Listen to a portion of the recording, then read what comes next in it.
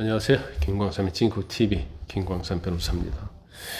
일단 윤 대통령에 대해서 탄핵이 4월 4일을 돼서 이제 파면이 됐잖아요. 이제 파면이 되니까 이제 대통령의 지위가 사라졌고 또 대통령의 특권이라 할 수 있는 이제 불소추 특권이 사라졌죠.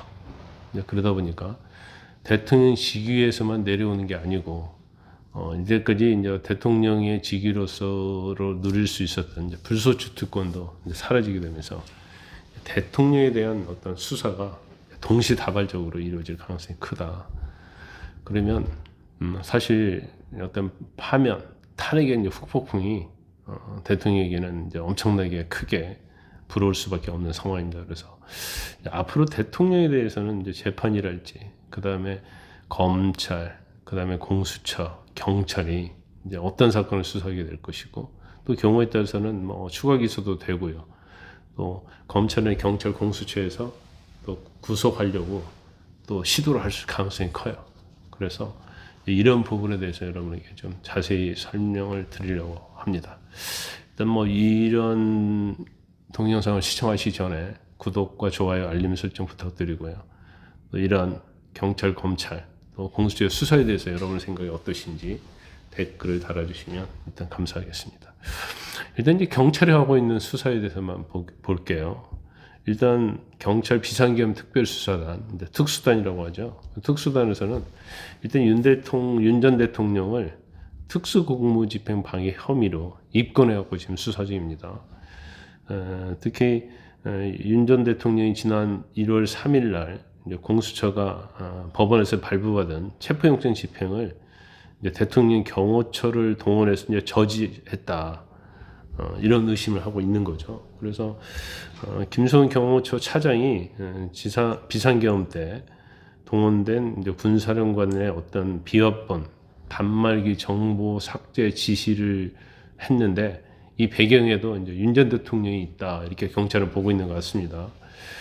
그리고 또 경찰은 윤 전 대통령이 김 차장에게 체포를 막으라고, 자신의 체포를 막으라고 직접 지시한 메시지, 이런 것들을 굉장히 다수 증거를 확보를 했기 때문에 일단 윤 전 대통령에 대한 직접 조사에 나설 가능성이 크다, 이렇게 볼 수가 있어요. 그리고 사실 지금 구속 상태에 있다가 윤 전 대통령이 석방이 됐잖아요. 그래서 경호처 관계자들 상대로 이제 조사를 추가적으로 할 가능성이 크다, 이렇게 봐요. 그래서 특히 이것이 이제 죄명으로 따지면 특수공무집행 방해인데 이걸 또 증거인멸 부분으로 경찰이 또 수사할 가능성도 있다, 이렇게 볼 수 있습니다. 일단 이게 김성훈 차장에 대해서는 지금 3번이나 경찰에서 영장 청구했는데 검찰이 3번 다 기각했죠. 그래서 경찰이 서울고등법원의 영장심의위원회에 또 이걸 회부시켜달라고 신청을 해가지고 회부했는데 심의위원회에서 구속 청구를 하는 게 맞다. 그래서 검찰이 어쩔 수 없이 구속 청구했는데 결과적으로 기각이 됐어요. 그러니까 이 부분도 사실은 이제 대통령과 연관성이 있을 수 있다. 왜냐하면 그 내용에 보면 피의자가 다투어볼 여지가 많다 해가지고 영장 기각했기 때문에 법적으로 죄가 안 될 수도 있다, 이런 부분도 될 수 있거든요. 그래서 윤 대통령 측도 일단 본인은 체포영장 저지랄지 그런 거에 관여하지 않았고 정보 삭제 지시도 한 적이 없다, 이렇게 주장을 하면서 변론을 할 가능성이 좀 크다, 이렇게 봅니다. 그다음에 이제까지 이제 경찰 수사했고요. 그다음에 이제 공수처 수사가 있는데 일단 공수처는 이제 전에 윤 전 대통령 수사하느라고 최상병 수사 외압 의혹을 수사를 안 했거든요. 그런데 아마 이제 수사도 재개될 가능성이 크다, 이렇게 봅니다. 그래서 일단 임성근 전 해병 1사단장에게 최상병 순직 사건의 책임을 묻겠다는 해병대 수사단의 어떤 수사 결과에 굉장히 격노해가지고 성취를 막았느냐 막지 않았느냐, 이 부분을 수사할 거예요. 일단 공수처는 국방부 조사본부 등 실무자들로 갖고 조사를 했거든요. 그리고 윤 전 대통령의 개인 휴대전화와 그리고 전현지 대통령실 관계자들의 통신력을 일찌감치 확보를 했기 때문에 일단 내란 수사가 이제 마무리됐다고 보고 공수처는 그 수사를 이어갈 가능성이 크다, 이렇게 봅니다. 그 다음에 이제 검찰이거든요. 검찰은 제일 지금 현안이 명태균 게이트 수사를 하고 있거든요. 그래서 일단 검찰도 이제 본격적으로 윤 전 대통령하고 이제 김건희 여사를 향한 수사 속도를 좀 높일 걸로 보입니다. 일단 뭐 2022년 대선 당시에 이제 명태균 씨로부터 여론조사 결과를 무사고로 제공받고 그 대가로 국민의힘 보궐선거 공천에 윤 전 대통령 부부가 개입하지 않았느냐 이런 의혹을 가지고 지금 수사를 하고 있는 겁니다. 그리고 지금 대통령 취임의 하루 전날 2022년 5월 9일이죠. 명 씨에게 전화로 김영선 전 국민의힘 의원 공천에 힘을 써줬다. 이런 이제 육성 대화 녹음이 공개가 됐었잖아요. 그리고 2021년 7월에 명 씨로부터 여론조사 결과를 미리 받은 이제 카카오톡 메시지 이런 것도 이제 검찰이 확보한 걸로 보입니다. 그래서 아마 뭐 곧 윤 전 대통령하고 김건희 여사에 대한 대면 수사에 착수할 가능성이 크다 이렇게 봅니다. 그리고 일단 뭐 공수처에서 성취받은 것이 직권남용하고 내란죄였는데 직권남용은 그 당시 이제 대통령이기 때문에 현재 대통령이기 때문에 기소 못했거든요. 이 부분을 아마 이제 추가 기소할 가능성이 굉장히 높다 이렇게 봅니다. 그 다음에 또 검찰에서 수사할 수 있는 수사의 가능성이 있는 부분이 김 여사의 어떤 주가 조작 의혹하고 명품 가방 수수 사건입니다. 이거에 대해서도 사실 수사가 마무리됐죠. 근데 경우에 따라 또 재수사할 가능성도 있다. 일단 대법원에서 지난 3일 날 김 여사가 연루된 도이치모터스 주가 조작 사건에 관련해서 그 당시 이제 권오수 전 도이치 회장 재판에 넘겨졌잖아요. 그런데 9명의 유죄를 모두 확정을 했어요. 그리고 전치 역할을 했던 그 손모 씨가 있는데 그 사람도 유죄가 확정이 됐기 때문에 과연 이제 김 여사에 대해서 재수사를 하느냐 할 필요가 있느냐 이 부분에 대해서 검찰이 고민을 할 것이다. 일단 서울중앙지검에서는요 지난해 10월에 시세 조정 사실을 알았다는 증거가 없다 하고 무혐의 처분을 했어요. 근데 이 사건이 여기서 끝난 게 아니고 이제 고발인이 항고를 해가지고 서울고검에서 지금 심사를 하고 있어요.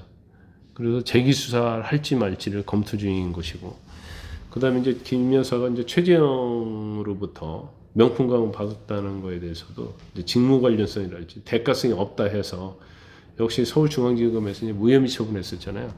근데 이것도 고발한 사람이 항고해가지고 서울고검에 이 사건들이 사실은 배당이 되어 있기 때문에 고검에서 또 어떻게 판단하느냐 이것에 따라 달라있다 이렇게 볼 수 있어요. 그리고 또 국회 본회의에서 김건희 상수특검법이 또 통과됐었잖아요. 이거 물론 당연히 거부권 행사를 해서 폐기가 되겠지만 또 정권이 바뀌면 또 이것도 수사할 가능성이 크다 이렇게 봅니다. 그리고 이제 또 한 가지는 이제 형사 재판이죠. 윤 전 대통령 형사 재판이 4월 14일부터 이제 본격적으로 이제 재판에 들어가게 됩니다.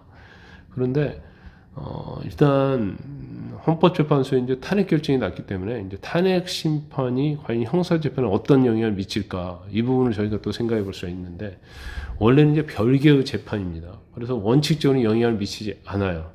그렇지만 탄핵 심판 형사 재판은 쟁점도 비슷하고 또 대부분 사실관계가 겹칩니다. 그래서 윤 전 대통령에게는 이제 굉장히 빨간불이 켜졌다, 좀 불리하다 이렇게 볼 수밖에 없어요. 그래서 물론 이제 형사재판은요, 지금 탄핵 심판에서는 증거조사랄지 이런 것들이 어떻게 보면 간이로 이루어졌잖아요. 형사소법의 절차를 준용하지 않았단 말이에요. 그렇기 때문에 형사법에서는 엄격한 측면을 요구하죠. 그래서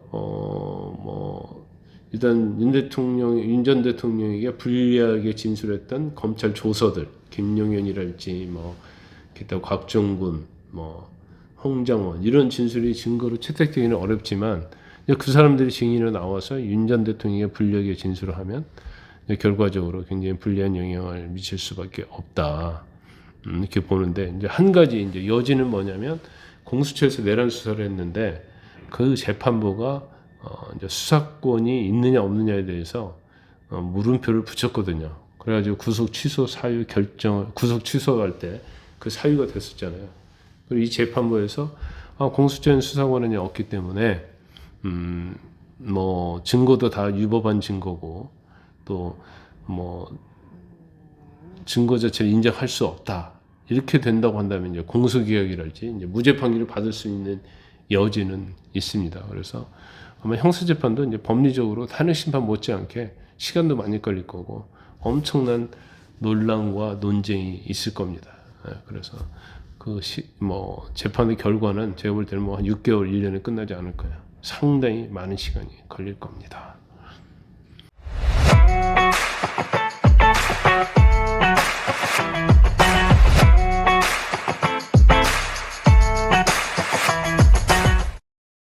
여러분의 구독과 좋아요는 큰 힘이 됩니다.